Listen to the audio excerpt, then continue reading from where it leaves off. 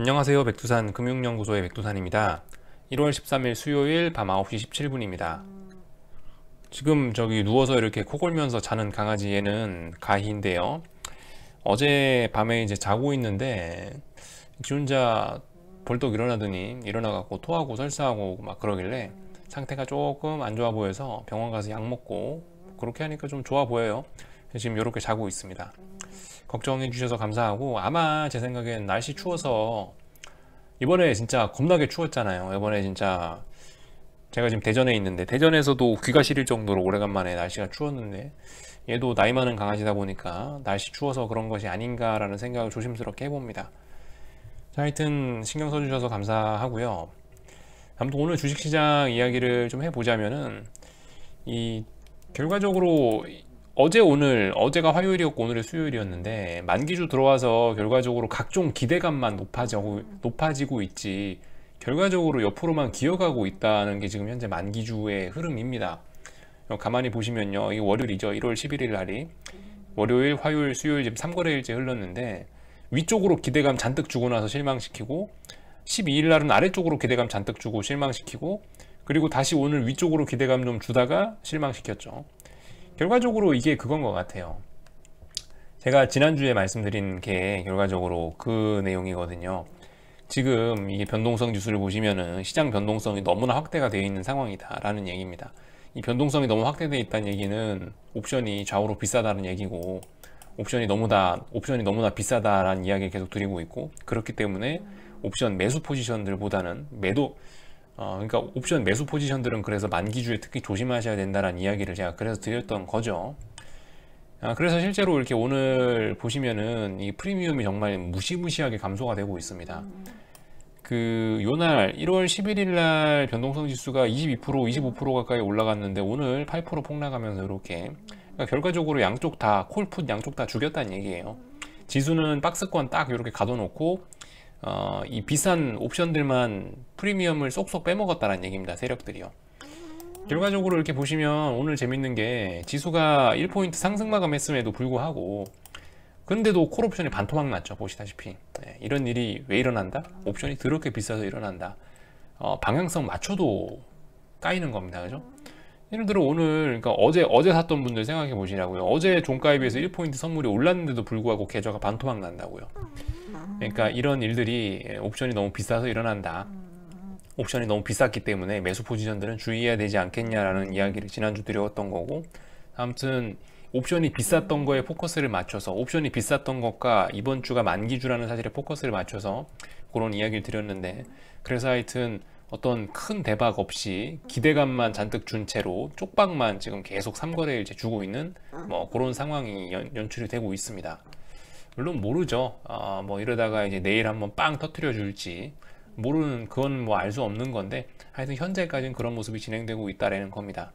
그래서 아무튼 이렇게 선물이 1포인트 오르는 날에도 현물이 2.5포인트, 코스피 200 지수가 430, 2.5포인트 상승하는 이런 날에도 콜옵션이 반토막 날 수 있다, 충분히 반토막 날 수 있다, 이런 이야기 드리고 있습니다. 평상시 가격이 어떻냐면, 예를 들어 지금 등가인데 430, 427 요게 이제 등가 옵션인데, 얘네가 만기 하루 남으면은 보통 1.0, 2.0 이래야 된다고요. 그러니까 양합이 2나 3 정도 돼야 된다고요. 2나 3? 요 정도 돼야 되는데, 지금 보시면 양합이 양쪽 두 개 더해 보시면 7 정도 되고 있죠. 그러니까 이것도 더럽게 비싼 거예요. 얘네 같은 경우는 내일 만기일에도 이거 이제 지수가 어떻게 되든 간 상관없이 더 박살날 여지도 있는 거죠. 이렇게 좀 알면은 옵션 같은 거는 이런 식으로 수익을 좀 낼 수도 있다, 그렇긴 한데 워낙 위험한 상품이니까 이런 거를 굳이 매매해라 이런 이야기는 아니고요.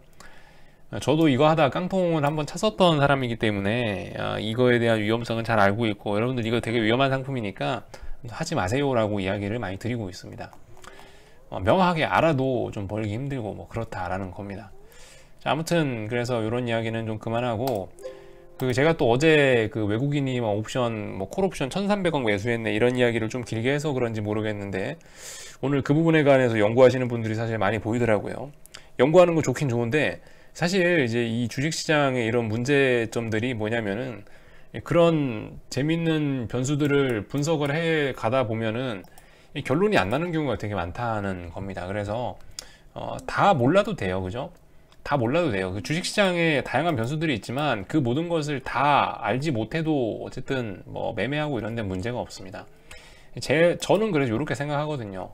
그러니까 다양한 변수들이 있지만 그거를 다 이해하지 못해도 괜찮다. 기준만 잘 잡으면 된다. 제 생각에 기준은 그래서 이 선물 가격, 어떤 이런 가격을 기준으로 잡으면 가장 명확하지 않을까라는 생각을 하고 있습니다. 예를 들어서 세력들이 지수를 올리고 싶으면 어떤 모습을 보였을까요? 오늘 최소 여기 선물 430 돌파한 착했겠죠. 만약에 아래쪽으로 보내고 싶은 의지가 있었으면 오늘 417을 붕괴시켰을 겁니다. 그죠?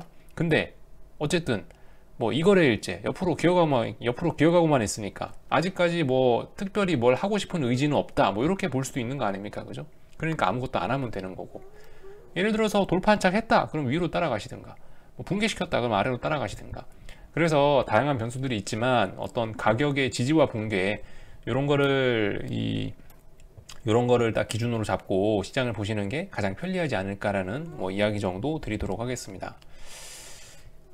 코스닥 인버스 같은 경우는 뭐 말씀드렸다시피 지금 아직 뭔가를 해보긴 조금, 물론 4,350원을 기준으로 해서 어떤 매집 정도는 가능할 수 있긴 한데 4,350원 종가상으로 이거 강하게 붕괴되면은 버려야 된다는 이야기는 드리고 있습니다. 이 신뢰도가 좀 낮아요. 어쨌든 거의 뭐 2주 가까이 지키고는 있는데 아직까지 이 코스피의 상승세가 죽은 게 아니기 때문에 이거 신뢰도를 조금 보장할 수 없다. 안전하게 하실 분들은 코스닥 인버스 4,560원 정도는 돌파 안착하고 해도 늦지 않겠다라는 이야기 드리고 있습니다. 해보실 분들은 손절 짧게 잡고 해보시고요. 4,350원에서 뭐 매수해 보시든가요. 가능은 하다라는 이야기 정도 드리겠습니다. 원달러 환율은 뭐 보시다시피 어제 단기 고점 일단 만들어내고 오늘 5일선 지지하는 모습이 나오고 있긴 한데 모르겠습니다. 이게 어디까지 어떻게 진행이 될지. 하여튼 이 모습은 이제 조금 이따 트레이딩 뷰 차트를 보면서 좀 더 자세히 이야기하도록 하겠습니다. 아무튼 이제 한국장은 사실 지금 특별히 할 거 없다. 한 만기주 계속 말씀드리지만 내일이 만기일인데 만기가 끝나야지 이제 뭐가 어떤 이 수급의 변화가 나타나고 시장의 변화가 나타날 가능성이 높다라고 생각을 하고 있습니다. 아무래도 그렇겠죠. 옵션을 어제 보세요. 1,300억을 질러놨는데 쉽게 빠뜨리거나 쉽게 올리거나 어떤 행동들이 좀 제약을 받을 수밖에 없을 겁니다. 만기란 이벤트가 껴있기 때문에. 그래서 만기가 지날 때까지 좀 기다려보자. 다음 주 월요일 정도까지 기다려보자. 이런 이야기 정도를 드리고 있고. 아무튼 그래서 이제 미국장으로 넘어올 건데요. 미국장과 이제 환율이라든가 이런 이야기를 좀 해볼 건데, 달러 인덱스. 지금 강아지 코 고는 소리 이거 마이크로 좀 다 들어가고 있죠? 네. 참 하여튼 잘 자고 있습니다. 달러 인덱스 살펴보고 있는데, 달러 인덱스 같은 경우 이제 어디를 돌파 한착 해야 되는데 90.5 돌파 한착 해야 됩니다. 이거 5일선 지금 아마 5일선 안 그려놨는데 5일선 위쪽으로 올라온 모습이거든요. 오늘 만약에 5일선 위쪽으로 돌파 한착 이렇게 해준다면은 5일선 위쪽으로 이렇게 안착해서 종가상으로 마감해 준다면은 다시 한번 90.5 쪽으로 도전하는 모습 나타날 수 있겠죠. 아무튼 저도 지금 어떻게 될지 모릅니다. 다만 지금 달러 같은 경우 계속 말씀드리지만 단기 바닥 정도는 일단 만들어 놨을 수 있고, 그리고 운이 좋다면은 이런 식으로 해서 여기 오늘 저점을 기준으로 해서 이렇게 3바닥 만들어낼 가능성도 있습니다. 무슨 말씀이신지 아시겠죠? 3번 지지력 보이면서 90.5 돌파 한착하면은 정말 좋은 모습 나올 수 있겠죠. 추세 전환 가능성이 있습니다. 이런 모습 놓고 지켜보자라는 이야기 하고 있고, 원화 같은 경우도 보시다시피 중요한 자리가 요 차트 기준으로 1103원이었죠. 1103원 요 자리였는데 어제 딱 찍고 밀렸는데 오늘 재차 이 음봉을 극복하고 올라오는 모습이 나오고 있습니다. 아무튼 굉장히 강하거든요. 내일 아침에 일어나서도 이런 모습이면은 일단 이 음봉의 의미가 좀 약해지는 것이겠죠. 위쪽으로는 계속 열리는 게 되겠죠. 그래서 원화 같은 경우는 이미 쌍바닥 만들어 놨고 1103원 돌파 한착한다면 추세전환 가능성, 추세전환으로 봐야 된다, 이런 이야기 드리고 있죠. 가장 중요한 게 제 생각에는 위안화 잘 봐야 된다, 이런 이야기 드리고 있는데, 이거 위안화 역외환율입니다. 역외환율 쪽 보시면은 삘이 좋아요. 삘이 좋아. 삘이 보시면 쌍바닥 가능성이 충분히 있습니다. 어디서 바닥을 만드느냐도 중요한데, 이렇게 오늘 바로 여기서 이렇게 양봉 나오면서 마감을 한다라면은 제법 저점이 높아지긴 높아지는 거거든요. 가능성이 있겠죠. 이런 식으로 저점 만들어내고 최소 6.5위안을 이거 6.5위안을 돌파한 척 한다면 얘도 추세 전환으로 인정. 쌍바닥 가능성 충분히 있습니다. 그죠? 뭐 한 2거래일 연속으로 빠지는 것도 아니고 곧바로 이렇게 양봉으로 올라오고 있다면은 이대로 마감까지 한다면 제법 강하구나라고 볼 수가 있겠습니다. 더군다나 위안화가 지금 가장 강한 위안화가 이렇게 더 이상 빠지지 않고 쌍바닥 만들어낸다면은 만기 이후에, 그죠? 만기 이후에 어떤 돈의 흐름에 큰 변화가 생겨날 수도 있겠다라는 이야기 정도 드리고 있습니다. 오래간만에 그걸 좀 살펴볼까 하는데요. 지금까지 그런 거 좀 안 봤죠. 주도주들 요즘에 차트 모양이 어떤가 우리 안 살펴본 것 같아서 한번 좀 보는 모습을 한번 좀 다 같이 보고 넘어가도록 하겠습니다. investing.com 들어오시면 주식 시가총액 순으로 볼 수 있거든요. 뭐 어차피 S&P도 있고 나스닥도 있는데 제일 중요한 건 나스닥이죠. 그렇기 때문에 지금 현재 주도 지수는 나스닥 지수고, 나스닥 지수의 주도 주들은 뭐냐? 애플, 마이크로소프트, 아마존, 구글, 테슬라, 페이스북이 되겠습니다. 쉽게 말해서 FANG죠. FANG. 넷플릭스는 저 밑으로 쳐졌네요. 아무튼 그래서 이런 종목들의, 이런 대형주 친구들의 이 현재 진행되는 어떤 모습들을 살펴보면은 앞으로 지수에 대한 방향성을 어떤 이야기를 할 수 있지 않을까라는 생각이 들어서 오래간만에 시가총액 순으로 한번 살펴보면은, 애플 같은 경우 한번 보십시오. 애플 같은 경우 보시면 쌍고점 완성 정도의 가능성이 있습니다. 쌍고점 완성되었을 가능성이 있어요. 이 애플 차트지 않습니까? 오래간만에 보는 애플 차트인데 뭐 이런 모습이 나오고 있습니다. 이런 모습이 나오고 있고 쌍고점 가능성이 있겠죠. 뭐 추세선으로 중요하게 보이는 추세선 대충 긋는 거지만은 대략적으로 보시면 이런 추세선 타고 올라가고 있었는데 이번에 붕괴되고 나서 버벅버벅 하고 있죠. 여기 있는 이 자리, 여기 있는 이 자리를 붕괴시키면은 아래쪽으로 좀 더 쏟아질 수 있겠습니다. 구체적인 어떤 가격 같은 건 여러분들이 직접 보세요. 여기를 기준으로 잡았습니다. 이날의 시가 중요한 자리인데 이 자리 붕괴가 된다면은 아래쪽으로 좀 많이 쏟아질 수 있겠죠. 어제까지는 붕괴가 됐는데 오늘은 또 올라오려고 하니까 아무튼 지금 요 라인을 테스트하고 있다라는 겁니다. 요 라인. 그래서 사실 이게 지금 아무튼 지금 이 종목을 애플을 자세히 굳이 보려고 했던 건 아닌데, 지금 아무튼 제가 이게 여러분들께 이걸 보여드리는 거는 전반적으로 지금 다 이런 모습이 나타나고 있더라고요. 공통적으로 애플부터 해서 이 테슬라를 제외한 나머지 이런 종목들이, 주도주들이 이 고가에서 약간 물량 떠넘기기에 가까운 그런 모습들이 좀 나오고 있다. 고점에서 많이 올라와 있는 상태에서 좀 변동성을 터뜨리면서 여기서 와리가리 박스권으로 놀고 있다라는 점이 좀 주목할 만한 점입니다. 월봉인데요. 애플이 이런 모습이고, 시가총액 순으로 좀 몇 개 좀 볼게요. 마이크로소프트 월봉인데 지금 보시면은 몇 달째 박스권이 몇 달째입니까? 여기 2020년 7월 달부터 해서 지금까지 계속 박스권이에요. 하나, 둘, 셋, 넷, 다섯, 여섯, 일곱. 이거 뭐겠어요? 빨리 올라오지 못하면은 다 저항입니다. 6개월째 머리 위에서 굉장히 무거운 저항을 만드는 꼴이 되겠죠. 참고로 2000년에도 이런 모습들 나왔습니다. 이게 어느 정도 올라온 상태에서 2000년 IT버블 꺼질 때 마이크로소프트 모습인데, 여기도 이런 식으로 몇 달 동안 올라와 있는 상황에서 위에서 결과적으로 저항을 쌓는 꼴이 되지 않았냐라는 겁니다. 그리고 나서 여기 무거운 저항이 되고 붕괴가 되고, 그리고 나서 다시 수십 년 후에 이 무거운 저항을 넘는데 상당히 오랜 시간이 걸리고, 월봉상으로도 이걸 돌파한 차가니까 이렇게 시세가 난 건데, 이번에도 어쨌든 그런 모습이 나오고 있다. 한참 동안 오른 상황에서 드디어 어떤 박스권의 모습을 보이고 있다. 고점에서 어떤 변동성들이 터지고 있다는 점을 좀 주목을 해봐야 될 것 같습니다. 보시면은 이런 모습 나오고 있죠. 이렇게 박스권이죠. 보시면 고점이 벌써 네 번째예요.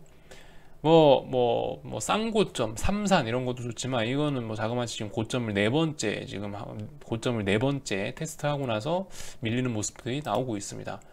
물론 이 마이크로소프트 숏을 잡으시고 싶으신 분들은 어디서 숏을 잡아야 될까요? 잡는다면은 마이크로소프트를 숏 치고 싶으신 분들은 예를 들면은 저 같으면은 여긴 요 자리를 잡겠습니다. 여긴 요 자리.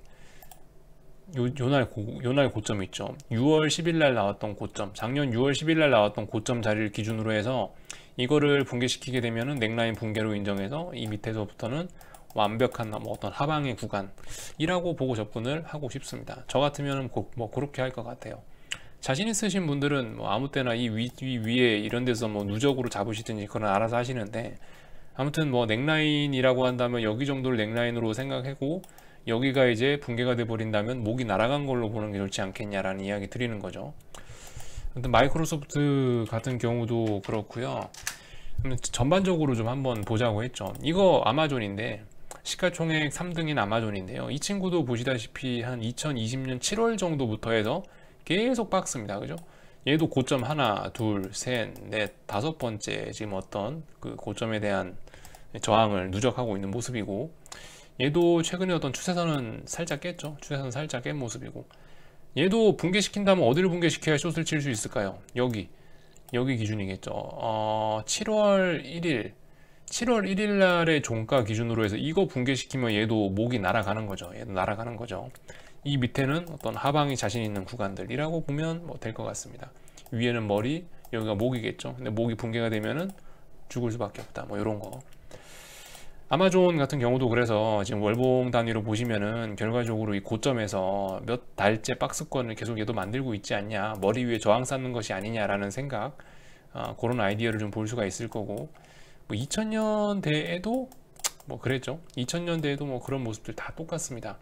2000년대로 돌아서 확대해 보면 이렇게 박스권 위에서 저항 쌓고 저항 쌓고 하다가 이제 밀린 거죠. 얘도. 아마존 그렇고요. 구글도 그렇습니다. 구글도 지금 보시면은 이 차트들이 이게 다 제가 뭘 만져놨더니 이렇게 됐네요. 차트들이 하여튼 전부 다 어쨌든 박스권이라고요. 전부 다 박스에 갇혔어요. 전부 다 박스 안에 갇혔어. 어디까지 올라가는 거야 얘는 도대체.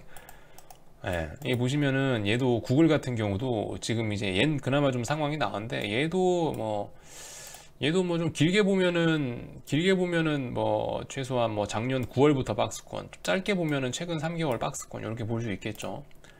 얘도 이렇게 일봉 단위로 보시면 뭐 이런 모습입니다. 그러니까 최근에 나스닥 종목들이 그나마 구글이 제일 낫네요. 그나마 구글이 좀 가장 강하네요. 일봉상으로 보니까. 그나마 구글이 가장 강하고, 얘는 어디가 붕괴되면 안 될까요? 얘는 여기 있는 이날의 시가가, 얘는 요날의 시가 붕괴되면 안 되겠네요. 그죠? 9월 3일 날 시가가 요 자리인데 9월 3일 날 시가가 붕괴되면은 구글도 상당히 안 좋긴 할 겁니다. 아무튼 그나마 구글이 좀 가장 건전해 보이는 모습이 나오고 있긴 한데, 얘도 아무튼 공통적으로 머리 위에서 이렇게 무거운 꼭지점들을 많이 만들어내고 있다라는 점들을 볼 수가 있을 겁니다. 지금까지 봤던 종목들, 애플, 마이크로소프트, 아마존, 구글 이렇게까지 봤는데 얘네들 지금 다 안 좋죠. 보시다시피 다 몇 달째 박스권 안에 놀고 있죠. 테슬라 빼놓고, 테슬라만 계속 신고가 쓰는 거 한 종목 빼놓고는 지금 모든 주도주들이 다 박스권으로 갇혔다. 테슬라 일봉인데 얘는 뭐 계속 올라가고 있죠. 얘도 월봉상으로 아직까지 가장 강하게 올라가고 있는 모습이고, 월봉상으로. 근데 아무튼 이렇게 올라갔던 놈이 아마 가장 강하게 올라갔던 놈이 빠질 때도 가장 처참하지 않을까 싶어가지고 저는 테슬라 숏을 보고 있는데, 아무튼 아직까지 타이밍은 안 오고 있고 그래서 기다리고는 있습니다. 그러니까 결과적으로 지금 테슬라 한 종목 빼놓고는 미국에 있는 주도주라는 친구들이 삼성전자만 못하다 라는 겁니다. 그러니까 최근에 코스피 오르고 중국 증시 오르고 위안화 강세 나오고 삼성전자 오르고 하이닉스 오르고 현대차 상한가 갈 때 정작 이 정말 잘 가야 되는 미국의 주도주 친구들은 뭐 했냐, 얘네 박스권에 갇혀 있었다라는 이야기가 뭐 드리고 싶은 겁니다. 페이스북, 특히 페이스북이 가장 약체더라고요. 페이스북이 가장 약체입니다. 일봉상으로 보시면 얘도 지금 거의 넥라인 가까이 내려왔어요. 지금까지 다른 주도주들은 다 괜찮았는데 페이스북 같은 경우는 보시다시피 넥라인에 거의 근접해 왔습니다. 넥라인이라면 여기 이 자리 잡으시면 될 것 같습니다. 여기 7월 13일 날 나왔던 시가 기준으로 잡으셔가지고 7월 13일 날 시가가 얼마지? 247달러 붕괴되면은 이거 페이스북 목이 날아가는 가능성이 높습니다. 하나, 둘, 뭐 셋. 하여튼 저항을 굉장히 많이 만들고 있어요, 얘도. 그리고 단기적인 어떤 하락 추세도 얘는 나오고 있는 거고, 일단 상승 추세는 끝났죠. 얘는 단기적인 측면에서 물론 장기적으로 보면 계속 올라가고 있는데 단기 하락 추세는 일단 시작이 된 거죠. 좀 주의할 필요가 있겠죠. 아무튼 뭐 페이스북 가장 약한 모습.